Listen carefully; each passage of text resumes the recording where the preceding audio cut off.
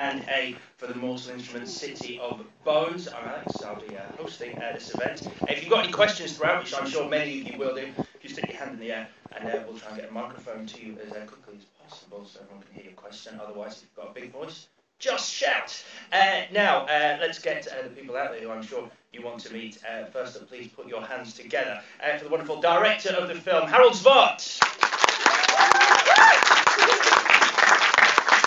Joining Harald, he plays Jason in the film. Put your hands together for Jamie Campbell-Bower. Yes, we have seen activity, sir. As well as that, taking the role of Simon, please welcome Robert Sheehan. And last but by no means least, she plays Clary in the film. It's Lily Collins. I think this is your tea, dear. There you go, dear. Fantastic to have you all here. If you do wish to tweet throughout this, feel free. The hashtag is Mortal Instruments, so you may have your phones out to do that. If I can ask if you do want photos, we do those at the end rather than throughout the Q&A. That would be marvellous. All right, let me start the ball rolling then. First of all, if I could turn to you, Harald. You have directed coming-of-age stories before, usually featuring a male as the lead. Was the idea of telling a coming-of-age story with such a strong female character in the lead role one of the things that attracts you to this film? Yeah, you could say that Karate Kid was a bit for my son, and this one was for Stella, my daughter, who needs some good role models. She's way too young to see the movie, but she saw it before the monsters were added, so she loved it then, and now I think she's going to be terrified. Nightmares. Yes. Because it really doesn't pull any punches. That everyone's seen the movie now. We can talk about the finer points. The demon dog at the start. Wow, that's something out of a nightmare.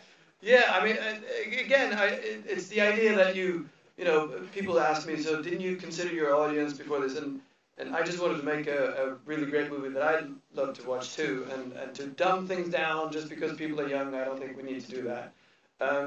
And I think they can take quite a few things. I think audiences today are much more sophisticated than when I was young, which isn't that long ago, by the way. Try to not age myself too much here, but and I think people like to be scared. And as long as I was constantly thinking, what would I show my own kids? And I think as long as there's not too much gore and blood and that speculative action or actually girls in jeopardy, which I think is a little boring after a while. They need to stand up for themselves. I think they can absolutely take a few good jumps. And I was inspired by The Exorcist and the good old Thing, the original Thing. I love the idea of something cracking apart and trying to reassemble itself. And I try to make it as realistic as possible. Well, while we're on the subject of a female character who isn't just in any way a damsel in distress, Lily, I mean, she is, I am imagining, a dream for an actress to play because she is that rare thing, which is a really strong female lead character in a film. Is that what attracted you to the part? Yeah, I guess the fact that Clary is very normal. She cries, she's confused, she's going through an identity crisis, which I know I sure did. I don't think anyone really ever fully gets over. But she embraces that, and she finds the strength in her weaknesses. And she ends up kicking major butt and hanging with the guys, but all the while still having those very feminine, young girl moments that make her very real. So I think it was kind of this journey that she goes on, but never losing sight of how she actually is very normal as well. Because I think it's too easy to play it very superhuman, but that's not relatable to the normal person. So that's what really drew me to her. And on the subject of kicking butt, she does kick butt alongside your character, Jamie. Jace is, I mean, he is a cool guy. I think he's kind of like the guy most guys would like to be, where he's a mysterious stranger who turns up, is incredibly charming, and can slay demons with one hand tied behind his back. He must have been a fun role. Yeah, he's everything that I'm not, basically. Performance is always a very cathartic process for me, and I'm not particularly cool, put it that way. He was a great character to play. It was tough. It was I put a lot of work and a lot of effort into it. You know, I mean, a lot of the characters that I've played beforehand have been fairly, let's say, soft or rounded physically. So you know, in order to sort of, you know, unfortunately or fortunately, depending on which way you look at it, you know, you have the book and there's the guy there with his shirt off and he's looking pretty buff and pretty hench, and so you have to, you know, I had to sort of get into that sort of physical shape.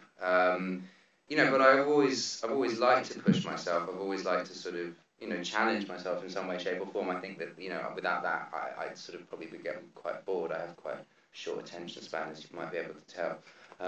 So, you know, it was fun and it was difficult, but, you know, learning how to sort of hone my skills in the terms of stunts and fighting was a real joy, But, you know, I did come out of it the other side going, oh, thank you. Thank God it's Christmas. And the other character of this triumvirate we're talking about now, played by yourself, Robert, is Simon. Now, he's kind of like the eyes and ears of the audience to this fantastical world. And he deals with seeing a lot of this stuff in a very funny way. I love the line, "The werewolves are coming to save us. I never thought I'd say that." Yeah. And was he a fun character for you to play, or did you kind of, some of the time, want a sword in your hand and out there demon slaying? Yeah, you know, there's always comedy to be juiced from being the guy at the back of the group who's not doing any of the slaying, he's doing all of the cowering. And also, you know, tumbling into this world and being the normal eyes on this very, very abnormal world, you know, you get to kind of frown and ask, what the hell is going on? Like every 5 or 10 minutes, you know. And it's true, the audience do need someone like that. And it is myself, and it's also Lily's character, Clary, who is very much the normal person tumbling into this crazy world. But yeah, you know, it was lovely fun. And the good thing, you know, about Simon and about keeping that was Harald saying, look, it's got to be real. It's got to be real because, you know, my instinct tends to be toward performance and toward gesticulating wildly in every direction. You may have seen it in my other work, right? But it was very much Harold's word reining me back and going, it's got to be real. It's got to be absolutely real. This guy is, you know, it's very normal, somewhat elitist, somewhat bookish, you know. So you know, it was very much. It was kind of new discovery for me, and it was real fun, really enjoyable. All right, do we have any questions from the floor right now? It's a simple hand in the air. Yes, right there. Hello, I'm Katie from Monday Mum. Hello, Katie from Monday Moms. I'm just wondering, I saw the film was amazing. Thank you. You filmed in a lot of good sets, like amazing sets. Is there one that you really enjoyed filming in the most? I think the first one I remember just kind of my jaw dropped and very reminiscent of the scene actually. Jamie opened the door to the Institute Library for me to just see it for the first time and I just stood there, my mouth open just like Clary. Because I was a huge fan of the books, you know, before I was cast. So you automatically picture what you assume it's going to look like. And it, for me, was hands down exactly how I pictured it, if not even better. And the depth of the sets and the intricacy of all the props that you never even saw. I mean, there were bookcases of books with what you'd think is just the spine of a book, but it was complete, like, novels that you never really knew existed, and all the weapons and the things that were made for it. So really, that set to me was just pure magic. Yeah. And we have another question from the man in the grey t-shirt just behind you. So yes. Hi Lily, question for you. You mentioned about kicking butt in the film. Did you have to do any training to get into shape for the movie, and what was the hardest thing you had to do? Yeah, we all did actually. I mean, Robbie did train, Except me. not as much. My training was very much sleep. Just have a sleep in. You know, the rest of them are going to go and do stunt choreography. You just show up for the filming bit and put a t-shirt on. Or take the t-shirt off. Exactly, you know. Ladies, that also happens. Yeah, no, I trained for 3 months before filming out in Los Angeles, and then every day before, during, or after work with the stunt department, as well as our physical fitness trainer. I've always been an active person though, and I really enjoy getting down and bruised, I guess. Especially with this one, I have to hang with all the guys and keep up in heels and a very short dress for the guys. No. Why are you two getting all sexy? Like, what are we staring at, ladies? I'm just going, good lads. what do I take? Like dogs, anyone? Yeah. Everyone has to be covered. I was just jealous of the heels, you know. Well, yeah, Kevin got to wear platforms. That's Which was really cool. But yeah, I guess the hardest part for me physically was that I didn't train in the outfits except for the day before, you know, and then I'm thrust into it with these heels and this dress. And as Lily, it was very awkward, but I could just pawn it off on Clary. So I never twisted an ankle, and I barely tripped. I just bruised a lot. Battle scars. You're going to do a lot more butt kicking in the second one. Yes, but the heels are lower. Yes. What's the vitamin that stops you bruising? Like vitamin K or something? Arnica, I take it every day. Iron pills also. Iron, or you know, we need to boost you full of make a difference on me. multivitamin. Vitamin B12. It's like porcelain. That's a better word than pale. Thank you. Like a geisha doll. There you go. Yes, you sir. Yeah. Hi, I've got a question for Jamie. I interviewed you some years ago when you were doing a TV series called The Prisoner. Yeah. And you said, perhaps jokingly then, that you'd always have some kind of body art, a tattoo, to mark each of your projects. I wondered if that's still true, and if you had anything to mark the filming of this movie. Yeah, I'm getting. I was actually meant to go in today, but the tattoo parlour around the corner, Frisk Street's closed today. It's where I get most of my stuff done.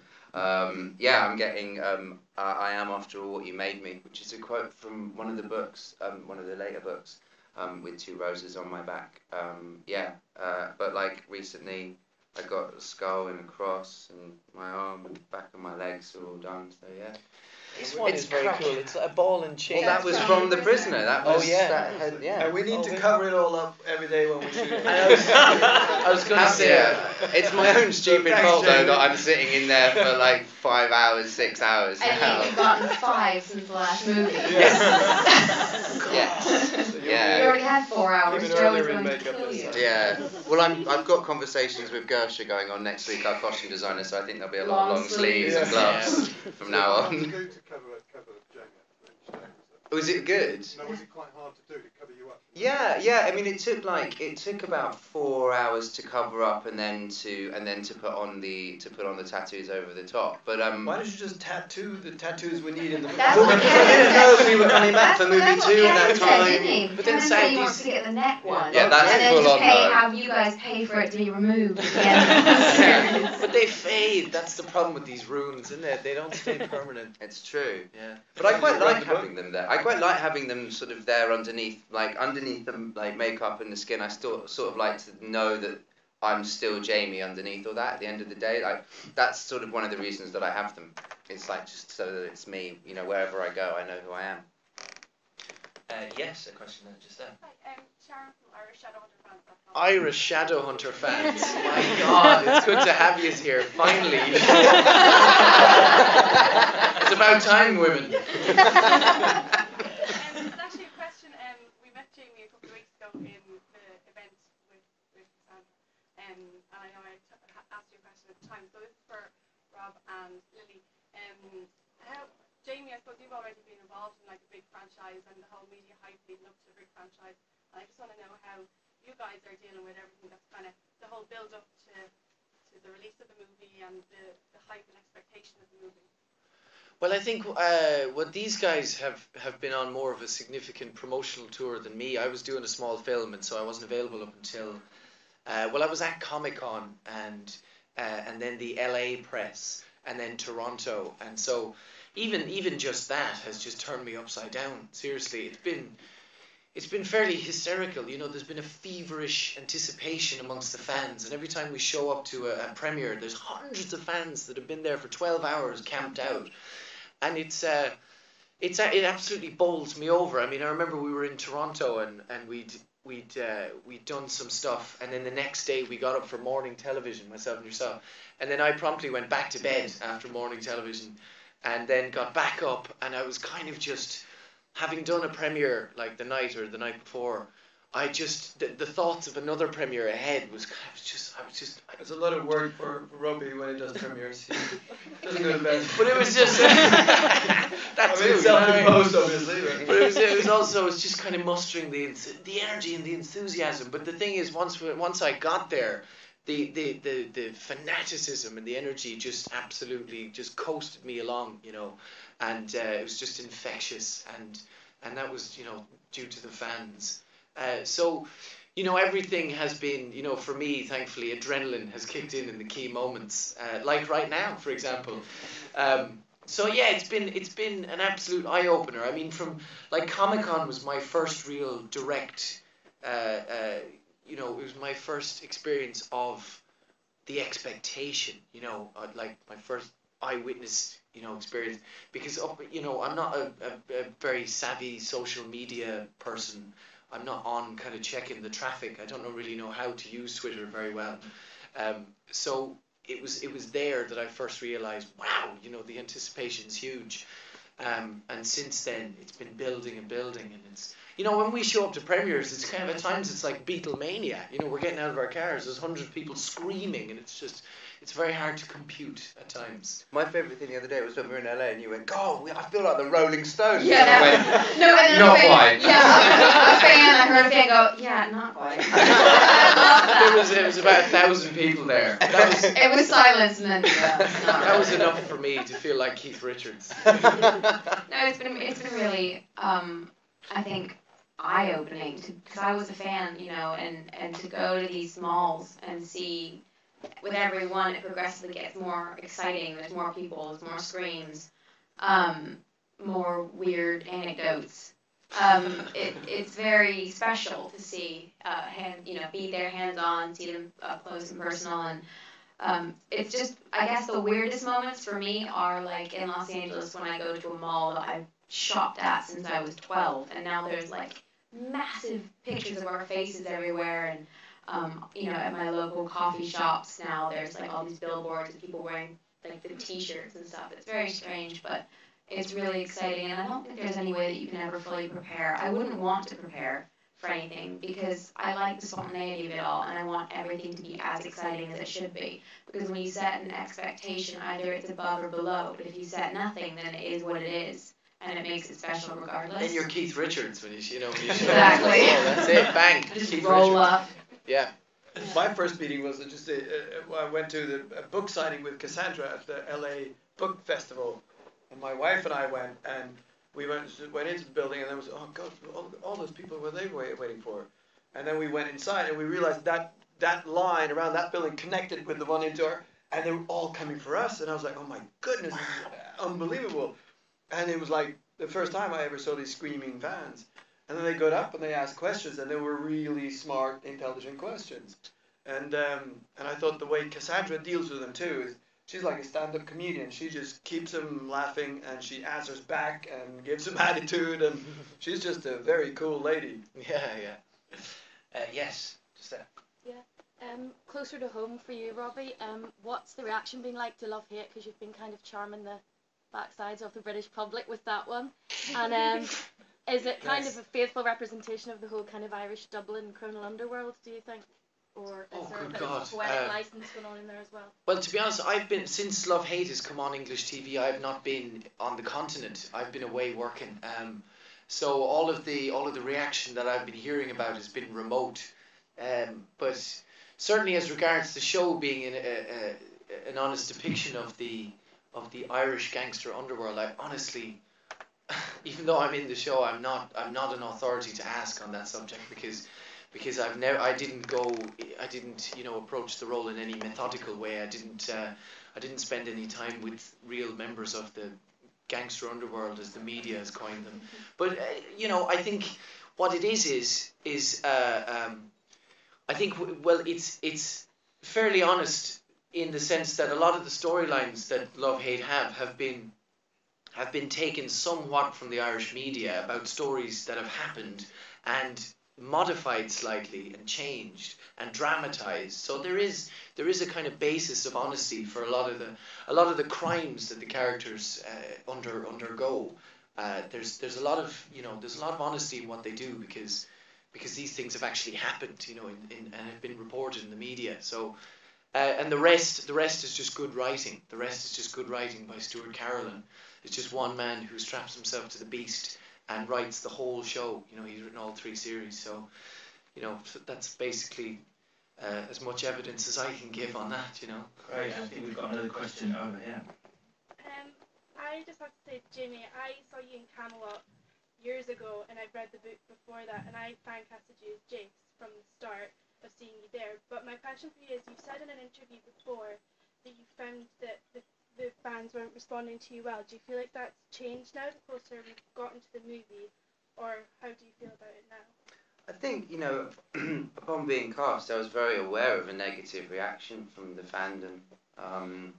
I mean, I think that, you know, I'd be lying if I said that I wasn't aware of that.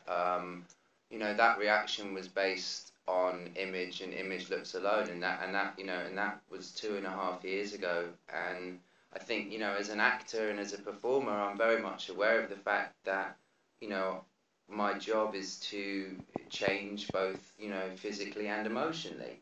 And that was what hurt the most, was that because of the fact that people were judging me based on nothing. I've been told not to swear, but I get when I talk about it. So. No, it's fine. No, please, no, it's totally fine, and I get it. I mean, you know, sometimes particularly with like social media, or particularly with something like the internet, there is no brain-to-hand coordination. People don't think. It's like this continuous diarrhea, and it's just this. People don't really understand that affects people, and I think that particularly now, and I think that what has happened in recent history should show the fact, like particularly with young people, that is not acceptable. I just don't think that that's acceptable in any way, shape, or form. I'm not saying that, you know, it affected me in such a way, because, you know, it hasn't. It affected me, sure, somewhat, but not, you know, not too much.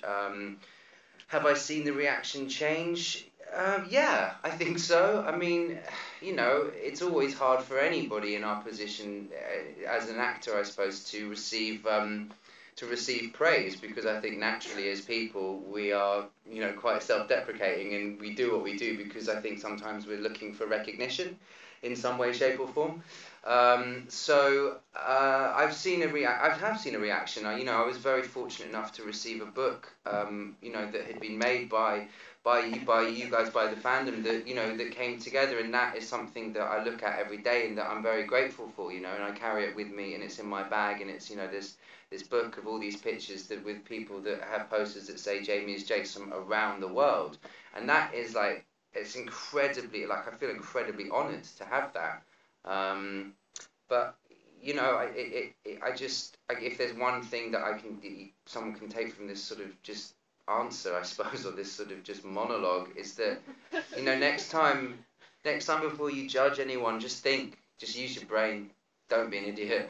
Like, it's annoying. Yes.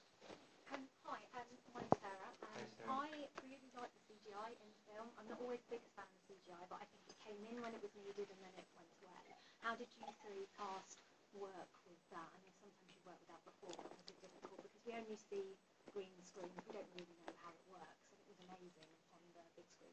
Yeah, the great thing about Harald, I think what stuck out from my first meeting with him was that it wasn't a movie about CGI or green screen. It was character and emotion, and you could wipe away all the other stuff and you get the same storyline. It's just as strong, and the other stuff is like icing on top. The 2 things, I guess, that stick out the most CGI-wise is the scene when I stop the demons, and they all freeze in time, and Robbie and I and a couple of others were bouncing underneath tennis balls on sticks. Very strange, like fighting for our life. And we were he kept drawing pictures on them to make us laugh. And I mean, like after the 5th take, it's not funny anymore. But, you know, you're just like, we just get this done. It just, and you know, it's just not normal to be doing that. Obviously, I don't do that in my free time. And then the other scene, I guess, is the dog scene, you know, when it changes shape and it comes after me and I'm setting things on fire and all that. There was nothing to look at you just clapped or something. You were like, it's there, it's there. Like, Just scaring her as much as I could. yeah, and that. Said Harald jumping out from behind. Yeah, the- Yeah, a bunch of exactly. wood normally does the trick. It makes a huge loud noise, and if you lower the temperature of the set a little bit, everybody starts talking really quiet. Then you can make some huge noises, and you get a natural What a reaction. lunatic. But no, you say it sounds like he's joking, but he's deadly actually serious not. about these things as No, well. because the parts where the body parts are bulging back together on the floor, all he said to me, and it made sense when I saw the movie. That's the only time it made sense, because he said, okay, they're growing, now they're merging. I'm like, looking confused. I was like, what is he talking about? Yes. And then it actually plays into like, oh my god, they're merging. I don't know what's going on. And I mean, it's impossible to describe kind of what the CGI was, because I've never seen CGI like that anyway. But luckily, it played into it. Yeah. It's like with Eric, when Eric gets bumped into by Isabel, Harold was literally Yes. standing like under, you can't see him, he's out of shot, but he's like there, pushing the actor who played Eric. So the He's like, "You're not reacting well enough." If Harald ever writes a book, there'll be a whole chapter on how to scare an actor without using too much CGI. You should talk about the Mario switch too, the cup in and out Oh of yeah, the the table. cup and thing. You know when I put my hand through and pull out the cup. Well, we had an amazing prop guy, this guy Mario, and every time I would go down, like he was holding the card like this, and I would go down, and every time he'd just be like staring at me, Yeah, this moment of fear, and all I see is just Mario gazing up at me. It's like it's just not normal. You know, it's just bizarre. What's fascinating about this industry is that like when you shoot, things are made so much more difficult than they have to be. Like with the steles, for instance, like the things that carve the runes. We had like battery packs like the size of this bottle of water strapped to our backs with wires being taped down our entire arms, like down our backs. And then I went to like some thing the other day, Yeah, some with the signing mall thing. store, The they- mall store. yeah. The merchandise is just a battery operated like pen that you've got, and I was like, why didn't we have that when we were shooting? This is ridiculous. Technology has, in those months since we shot, technology has advanced tremendously. I mean, Batteries first were world invented. problems, but fucking hell, come on. That was another luxury being a mundane in this movie, is that none of the Shadowhunter technology I was laboured down with. You know, even like the lights, the witch lights. witch lights. You know, there were times when there was a wire running up Yeah, your but then arms. they gave me the one that was battery operated. And he was looking at me like, are you insane? Yeah. They just gave me one. I don't know. Yeah, it's mad. Yeah, we've got bad treatment comparatively. I think we've got time for a couple more questions. Yes, you guys. I've got a question from Sugarcane. Hi. Oh, yeah, fantastic. If you guys could choose to draw a Boon in real life, what would it be? Like Wait, made up one. Yeah, like makeup one, anyone that you As in, what power would it have? Is that what you mean? Okay, I see. I created one the other day, all my spare time. No, I was asked to draw one on someone, and I as I was drawing it, I just thought of what it meant, and I said it was like the rune of grace and confidence, so that you always carry yourself with like a extra added kind of grace and confidence. And it turned out the girl I drew on, her name was Grace. I know, kind of weird. That was fine. You mean the ones that already exist, or ones that you No, could just made up make ones. up now? one that you could make up. The get up in the morning room and be completely awake. That's one thing that that I could really do with is just getting my motor running without heavy amounts of caffeine in the morning. That could be, if I could draw on myself Just don't every go out the morning night and go. before. No, even at 8 hours sleep, I'll still get up and for the first hour or two have one eye closed and nearly be hit by a bus. So yeah, very much. If I could be one of those morning people, that would be a great rune to have. Great. Yes, we've got the one there. Lovely hat, by the way. Well, you have some really amazing costumes. What was your favourite item to wear?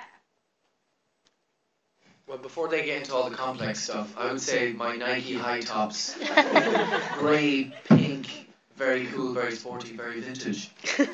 Robbie's gunning for a Nike campaign. That's what's going on right now. No. Won't be my diesel leather pants, just in case anyone from Diesel's listening or watching. Down. Please help me. At Diesel Monday Mom. Yeah, exactly. Yeah. No, the leather trousers are great. Everyone's always like, oh, the leather must be really difficult to wear, you know. It's like, it's quite, constricting. Leather's actually a really, versatile material. Yeah, It stretches. I ripped mine, a few times. Yeah. That's true. That's because I was doing, superhero jumps, and then the crotch would go, and I'd be like this. We're going to need a clean up on R3 over here. They were doing stitches as he was wearing them. It's true, yeah. Over and over. If you look very closely at some of the stunt scenes, you can see that there's rips appearing and then disappearing, and our continuity is brilliant. Please, I'll do the second movie. Love you. Disclaimer.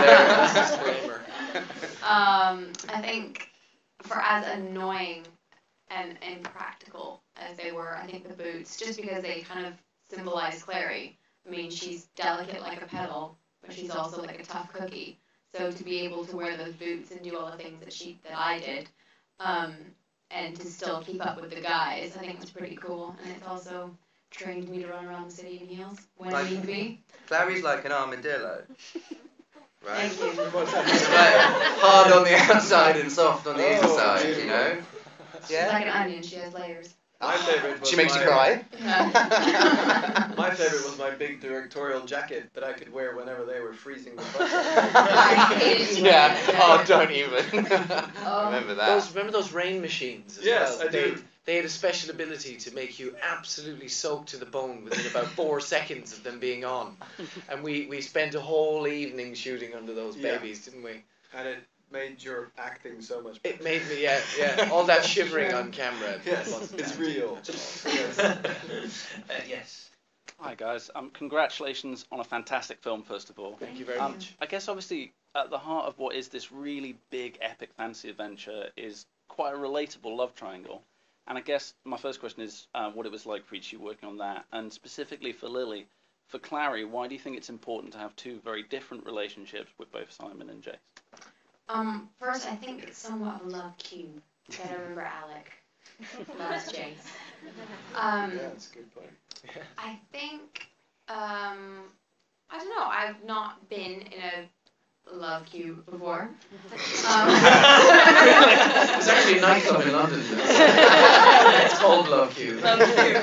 Go adventure. Yeah, no, I think, when Jamie walked into the first audition room, that was pretty much just it. Right away, it was created. Whatever was needed to be created was created. And then we both walked into the room with Robbie, and then they are so different in real life that they embody their characters perfectly in those different ways, and I'm just kind of in the middle of these two competing characters.